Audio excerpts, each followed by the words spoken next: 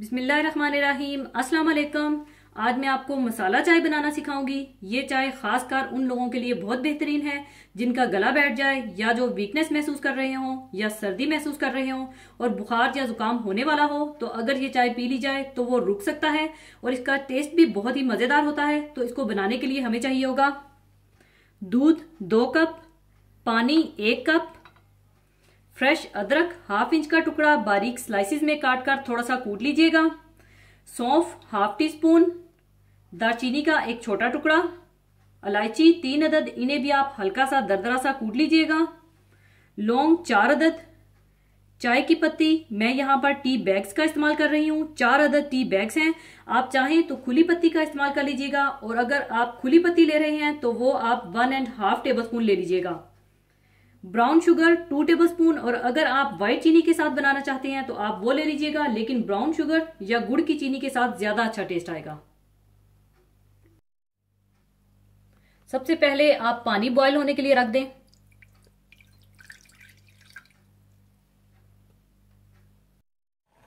जैसे ही पानी में बॉयल आ जाए आप इसमें अदरक, सौंफ, दालचीनी, सब्ज इलायची, लौंग और चाय की पत्ती डाल दें और इसे 2 से 3 मिनट के लिए पका लें।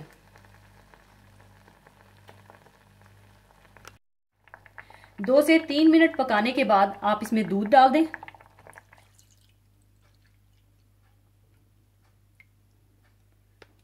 और इसे भी आप अच्छी तरह से पका लें।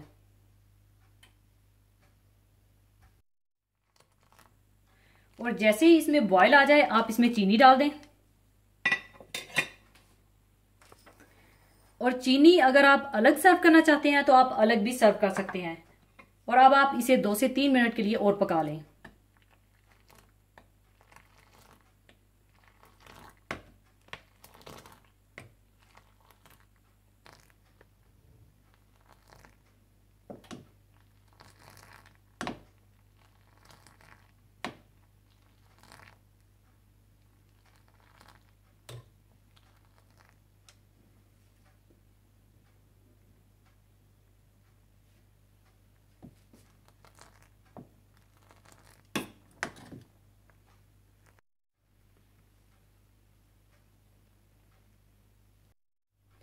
दो से 3 मिनट और पकाने के बाद चाय तैयार है। अब इसे मैं कप में डाल लूंगी।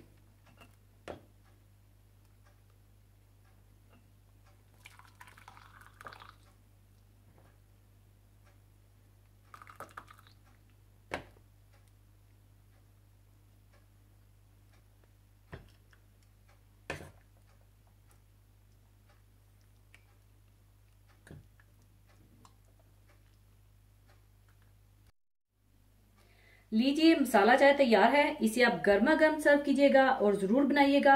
और कभी अगर आप आउटडोर ग्रिल करें या बारबेक्यू करें तो इस चाय को आप कोयलों पर बनाएं तो चाय आपकी बहुत ही मजेदार बनेगी। और कोशिश करें कि व्हाइट चीनी के बजाय ब्राउन शुगर या गुड़ की चीनी का इस्तेमाल करें। जरूर बनाइएगा। और जाने से पहले एक हदीसे पाक शेयर करना चाहूंगी। हदीसे पाक इस तरह से है। हजरत इब्ने अब्बास रजी अल्लाह ताला अन्हो से रवायत है कि रसूलुल्लाह सल्लल्लाहु अलैहि वसल्लम ने इरशाद फरमाया, कोई शख्स औरत के साथ खलवत ना करे, यानी अजनबी मर्द और औरत किसी जगह तन्हा जमा ना हो, और कोई औरत महरम के बगैर सफर ना करे। ये सुनकर एक शख्स ने अर्ज किया, या रसूलुल्लाह सल्लल्लाहु अलैहि वसल्लम, फलां फलां गजवा में मेरा नाम लिखा जा चुका है, यानी फलां जहाद जो दरपेश है और वहां जो लश्कर जाने वाला है इसमें मेरा नाम भी लिखा जा चुका है कि मैं भी लश्कर के हमरा जाऊं, जबकि मेरी बीवी ने सफरे हज का इरादा कर लिया है। यानी अब मेरे लिए क्या हुक्म है, मैं क्या करूं? आया जहाद को जाऊं और बीवी को अकेला हज के लिए जाने दूं, या बीवी के साथ जाऊं और जहाद में ना जाऊं? आप सल्लल्लाहु अलैहि वसल्लम ने इरशाद फरमाया, जाओ और अपनी बीवी के साथ हज करो, क्योंकि जहाद में जाने वाले तो बहुत हैं, लेकिन तुम्हारी बीवी के साथ जाने वाला तुम्हारे अलावा कोई महरम नहीं है। यानी इस हदीस पाक का मफहूम इस तरह से है कि औरत के साथ जबकि घर में इसके अलावा इसका खामन या कोई और महरम ना हो तो किसी मर्द का तन्हाई इख्तियार करना नहायत खतरनाक मामला है। ऐसे मौकों पर शैतान इनको बहका सकता है और वो शैतान के बहकावे में गलत काम में मुब्तला हो सकते हैं। बल्कि एक रिवायत में इस तरह आता है, जब भी गैर महरम मर्द और औरत दोनों साथ होंगे, तीसरा इनके साथ शैतान होगा। इसलिए शरीयत ने इससे सख्ती से मना कर दिया है, क्योंकि अगरचे वो किसी गलत काम के मुर्तकब ना भी हों तो किसी को नाजायज तौर पर बदनाम करने का मौका ही मिल सकता है, क्योंकि तन्हाई बहरहाल बदगुमानी पैदा करती है। शरीयत इस्लामिया की इस हदायत को नज़रअंदाज करने की वजह से हमारे मुआशरे में बड़ा फसाद बरपा है। जिन घरों में इस हदायत नबवी के मुताबिक शरई पर्दे का एहतमाम और गैर महरमों से इज्तनाब नहीं है, वहां एक औरत अपने ही देवर या जेठ या और करीबी रिश्तेदार के इश्क में मुब्तला, या एक मर्द अपनी ही किसी करीबी अजीजा के दामे मोहब्बत का असीर बना होता है। बल्कि आजकल तो इससे भी बढ़कर बॉयफ्रेंड और गर्लफ्रेंड के चक्कर ने गैर रिश्तेदारों के लिए भी जिनसी हवस परस्ती के रास्ते खोल दिए हैं। शरीयत के इन अहकामात पर अमल ना करने की वजह से हमारे मुआशरे के बेशुमार घरानों का सुकून और चैन बर्बाद हो गया है। लेकिन फिर भी मुसलमान अपने मजहब की हदायत के मुताबिक शरई पर्दा इख्तियार करने के लिए तैयार नहीं हैं। अल्लाह ताला मुसलमानों को अपने मजहब का सही शऊर और इस पर अमल करने का सच्चा जज्बा अता फरमाए, आमीन। इसी तरह औरत के लिए हदायत है कि वो बकदरे मुसाफत सफर या इससे जायद मुसाफत में खामन या महरम के बगैर सफर ना करे। ऐसा करना औरत के लिए हराम है।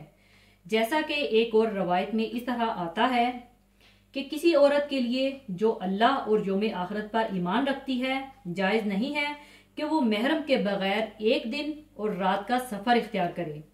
हत्ता के सफर हज में भी औरत के लिए इसके खामन या किसी महरम का साथ होना हज के लिए शर्त है। यानी औरत पर हज उसी वक्त फर्ज होता है जबकि इसके साथ खामन या महरम हो। महरम होने की शर्त के हवाले से इन बातों का ख्याल रखना जरूरी है कि औरत का महरम उसका शोहर है या हर वो शख्स है जिसके साथ इस औरत का निकाह हमेशा के लिए हराम हो, वह कराबत के लिहाज से हो या दूध के रिश्ते से या ससुराल के नाते से। सफरे हज में औरत के महरम के लिए जरूरी है कि वो आकिल और बालिग हो। नाबालिग बच्चे हज में महरम की शर्त को पूरा नहीं करते और बालिग होने का एतबार कम अज कम 15 साल की उम्र है। इसी के साथ मैं आपसे इजाजत चाहूंगी। अपना बहुत ख्याल रखिएगा, दुआओं में याद रखिएगा। अल्लाह हाफिज।